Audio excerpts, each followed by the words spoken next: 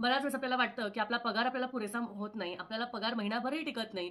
बाकीचे बिल भरूस तर आपले सगळे पैसे संपून जातात. मग शेवटी थोडी तंगी येते. मग असं वाटतं, की अरे ह्या तंगीमध्ये कसे दिवस काढायचे आणि पगार येऊस तर हात आखडून ठेवावा लागतो. रविवारचा उपाय मी तुम्हाला सांगणार आहे. दर रविवारी हा उपाय करायचा आहे आणि हा उपाय केल्याने 11 रविवारानंतर तुम्हाला तुमच्या आर्थिक परिस्थितीमध्ये, तुमच्या फायनान्शियल कंडिशन्समध्ये नक्कीच बदल जाणवेल.